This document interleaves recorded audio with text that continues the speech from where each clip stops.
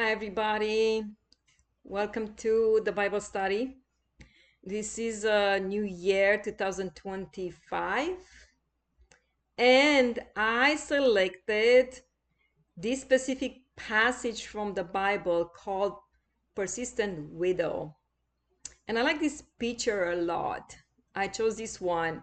Why? Because the unrighteous judge, he's like, oh no, I have enough with this widow. As the widow keep coming to avenge her adversary. So let's dive in. First, I was in the prayer time, and I asked God, what is going to be like this year? What am I focusing on? What verses from the Bible? And I got Romans 8:28, and it says, "This for 2025. It may not be for you, but it looks like it's in a general." And some I'm quoting Romans 8:28. And we know that in all things God works for the good of those who love him, who have been called according to his purpose. And what it means, he didn't say like that we know in partial things or in some things. The verse says, and we know that in all, all things, God works for the good of those who love him. If you love God Almighty, God of Abraham, Isaac, and Jacob, everything will work good for you in all things. Whenever you do, whenever you put your hands on, whenever you step on, which land, where you go, everything will work good because you love God and because you are called according to God's purpose. So let's embrace this verse for this year. And whenever you are in the situation, you will think back to this verse because God works good in all things, in all. Okay? All right. Let's get into the passage that we are in Luke 18, verse 1 to 8. And this is the parable of persistent widow, and is a parable that Jesus was telling to the crowd, his disciples. He was teaching through the parables, and I love this specific one, and it looks like this is specific for this year. God is telling us to be persistent no matter what. Keep pursuing, keep going. Do not give up, do not turn around. Keep going. That's the word for this year. So let's start reading. And this is that Jesus is saying. Then Jesus told his disciples a parable to show them that they should always pray and not give up. We should not give up in prayer, no matter how hard it looks, no matter how easy it looks. Sometimes we just let prayer be because everything looks so good in our life. But then when you're lukewarm, then the enemy comes to attack you. So you always have to be on guard. You always have to be prepared for anything that's ahead.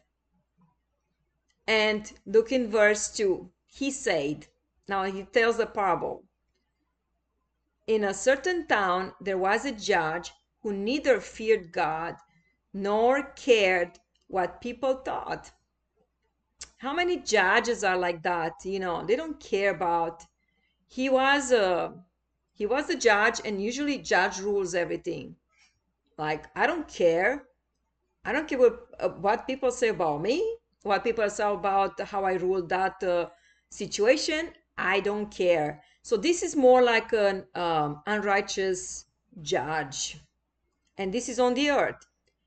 So, and it's hard when you have to go to the same person over and over again to rule on your favor, or to rule, that you have the favor and you should get, advantage, re, not revenge, but they should rule on your favor against your adversary, adversary that comes against you. You should be on the top. But this judge did not care. Whenever the widow was saying, verse 3, and there was a widow in that town who kept coming to him with a plea, grant me justice against my adversary. She's keep coming. He's like it's like more like a pushing her away. Even the guards are trying to get her away. She is keep coming. So she's coming today, coming tomorrow. So probably leave a little bit of, maybe a day or two, and she's coming back. And then this judge, being unrighteous, he's like, oh, no, it's a widow again. Oh no, keep her away, push her away. As he's actually pushing her away, leave me alone, go away. She is a widow. First, we know that a widow doesn't have help, doesn't have money, so he can't get money out of her. He can get nothing out of her. She's a widow, and widows usually are poor, are neglected, nobody takes care of them. They may have a harsh life. Maybe the husband died, and I don't know if she had children or not to help her to avenge her adversary. In Rookie, sorry, the dog. I'm not sure why she's scratching the carpet there. Sorry. And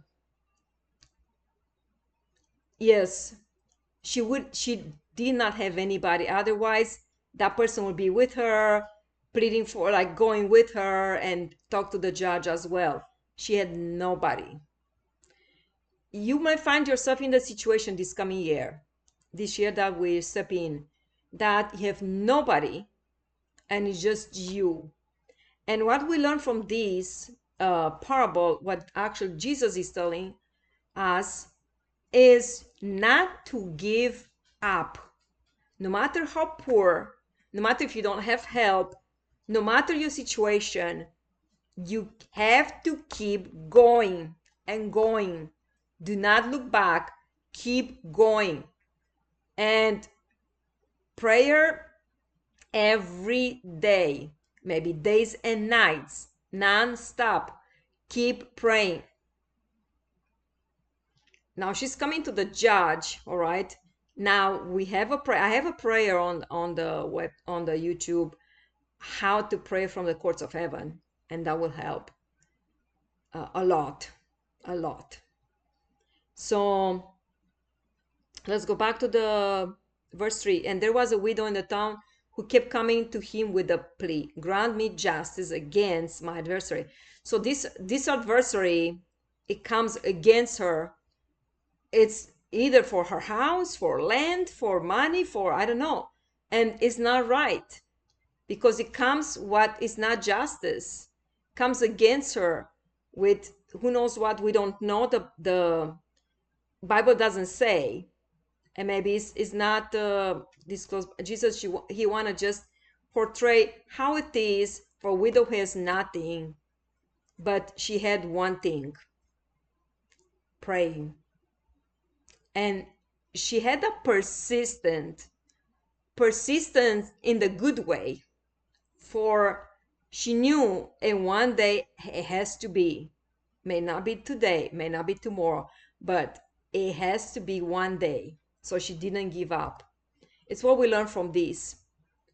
Now, verse 4. Look what how the story ends. For some time he refused. The judge refused. Like, keep saying, like, no, no, no, pushing her, get the guards to get her away. She will come again to his feet. As you say, she's bowing to his feet. And he keep refusing her. But finally he said to himself, even though I don't fear God, so he didn't care because he was an unrighteous person, unrighteous judge, or care. He doesn't fear God and he doesn't care what people think. Yet, because this widow keeps bothering me, I will see that she gets justice. Yes, so that she won't eventually come and attack me. So it's like, I see in the first picture, it's like, oh no, she is again. But she's keep coming, not doesn't give up. She's keep coming. So finally he decides, you know what? She came for so long and she's keep coming. She's bothering me, this lady. Let me give her justice and she will not come back to attack me. Because he felt like he was attacked. He felt like that, like keep coming, keep coming, keep coming. And uh, persistence can be something good if you persist in in the good way. It's what God is teaching us here. It's actually Jesus is telling this to his disciples, and we are going to learn from here. And look in verse 6. And the Lord said, listen to what the unjust judge says. And will not God bring about justice for his chosen one who cry out to him day and night? Will he put them off? He's telling that now the unjust judge gave the right to the widow and made justice on her favor because she deserved it. But how about God, who is a just God, who has righteous, who is the God Almighty? Will he not give you justice if you pray? This is cry, that you cry days and nights. If you have a matter and you come to his feet and you cry days and nights in prayer, will he not give you justice? Look what it says. Will he keep putting them off? I tell you, he will see that they get justice, and quickly. Because God, it's not like a judge that you go, advance the papers to the courthouse and all that. Is a process. Maybe it takes sometimes like even years. I heard like even 4 or 5 years, maybe longer, to get all that, witnesses, this. God in heaven, you don't have to go through that. He will do it very fast. And it says like he will give you justice very quickly. As soon as you pray and keep coming, at one point it will be like just like that snap of the finger, you got justice immediately. You can't believe it how fast God can answer. You have to get the phone and dial the number whenever. You don't. You just tell what you want, and that's the communication with you and the Father. It is that quick, yes. However, when the Son of Man comes, will he find faith on the earth? He is telling, so this is like when the Son of Man comes, when Jesus comes back, will he find faith that will remain in faith after all these challenges? When God gives us justice, we are going to still remain in faith. We're going to go through, challenges, like this is life, and it's one way, it's good. We're just going to step up as we go through that challenge and we overcome situations. We are going to step up higher in spirit. But will he find faith? Are you going to remain faithful? Just say at least this year, will you remain faithful? Because sometimes this going every day on your knees, I used to get on my knees so often that I had calluses on my knees. And I learned that you don't actually have to be on your knees to pray to God. God is everywhere. You don't have to sacrifice that way. I know you want to remain humble, but just being on your knees, it doesn't mean, um, that you have to stay on your knees to pray. You can pray anywhere, everywhere, even in your workplace, everywhere.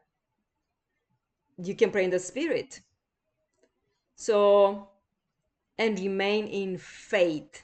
Have faith is what, that's the last words for this specific teaching. Is Jesus, this teaching he's finishing with, when Jesus comes back, will he find faith? Will you be still remain faithful? Because crying days and nights and situation in situations, will you still remain faithful? He will answer. He will answer quickly. And give you justice. Will you remain in faith? So this concludes, and I say, let's remain in faith whole year.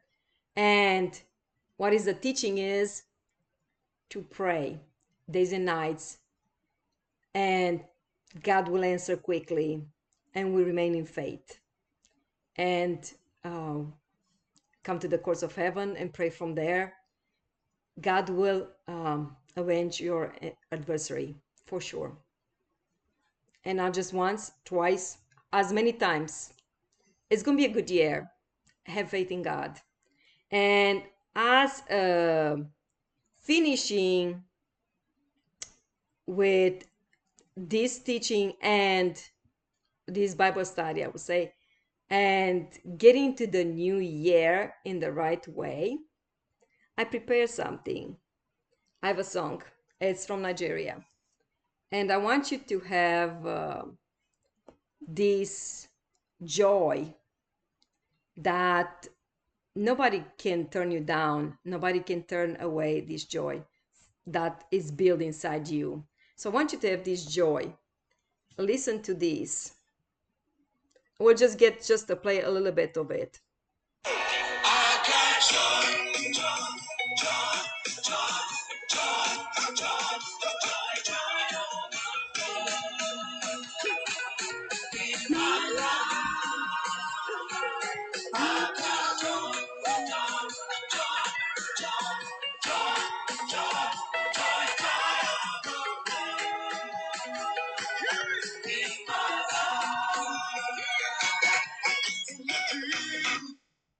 So this is pretty much my son's alarm, because he sleeps through his alarm, like clock.